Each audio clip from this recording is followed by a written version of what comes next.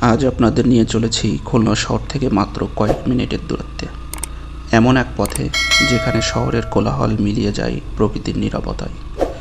ব্যস্ত রাস্তা ছেড়ে সামনে এগোতেই চারপাশে ছড়িয়ে পড়ে সবুজে ঘেরা শান্ত গ্রামীণ পরিবেশ। রাস্তার দুই পাশে সারি সারি সতেজ গাছ, শীতল ছায়া আর নির্মল বাতাস। মনে হবে যেন প্রকৃতি নিজেই আপনাকে স্বাগত জানাচ্ছে। চলুন বাইকে চড়ে উপভোগ করি রূপসা নদীর তীর ঘেঁষে এই মনোমুগ্ধকর যাত্রা।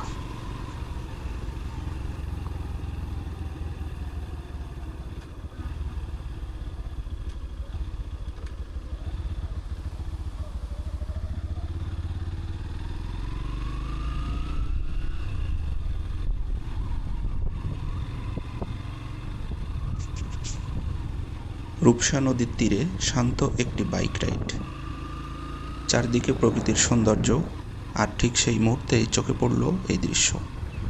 নবনির্মিত রূপসা রেল সেতুর খুব কাছাকাছি নদীতে একটি ড্রেজারের মাধ্যমে বালু উত্তোলনের মতো কার্যক্রম দেখা যাচ্ছে।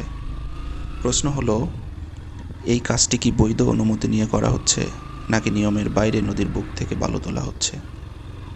বিশেষজ্ঞদের মতে, গুরুত্বপূর্ণ সেতুর আশপাশে অনিয়ন্ত্রিত বালু উত্তোলন নদীর তলদেশের স্বাভাবিক গঠন বদলে দিতে পারে এবং দীর্ঘমেয়াদে পরিবেশ ও অবকাঠামোর উপর নেতিবাচক প্রভাব ফেলতে পারে। আমরা এই ভিডিওর মাধ্যমে কোনো চূড়ান্ত সিদ্ধান্ত দিচ্ছি না, বরং সংশ্লিষ্ট কর্তৃপক্ষের দৃষ্টি আকর্ষণ করতে চাই, যাতে বিষয়টি যথাযথভাবে তদন্ত করে প্রয়োজনীয় ব্যবস্থা নেওয়া হয়। নদী আমাদের সবার সম্পদ, তাই সচেতন থাকুন, দায়িত্বশীল থাকুন, আর প্রকৃতি রক্ষায় আপনার কণ্ঠ তুলে ধরুন। পথে চোখে পড়ল কয়েকটি বড় আকারের পোলট্রি খামার। কোথাও ব্রয়লার মুরগি, আবার কোথাও আধুনিক দ্বিতল শেডে কালার বার্ড পালন করা হচ্ছে। কৃষি ও প্রাণী সম্পদ খাতের এই উদ্যোগগুলো স্থানীয় অর্থনীতিতে গুরুত্বপূর্ণ ভূমিকা রাখছে। আর এই পুরো পথটি অবস্থিত রূপসা নদীর খুব কাছাকাছি। এখান থেকেই দেখা মেলে রূপসা নদীর উপর নির্মিত দৃষ্টিনন্দন রূপসা সেতু এবং খানজাহান আলী সড়ক সেতুর আশপাশের মনোরম দৃশ্য। প্রকৃতি, নদী, গ্রামীণ জীবন আর আধুনিক কৃষির এমন সুন্দর মেলবন্ধন খুলনার আশেপাশে লুকিয়ে থাকা এক অনন্য সৌন্দর্যের গল্প বলে।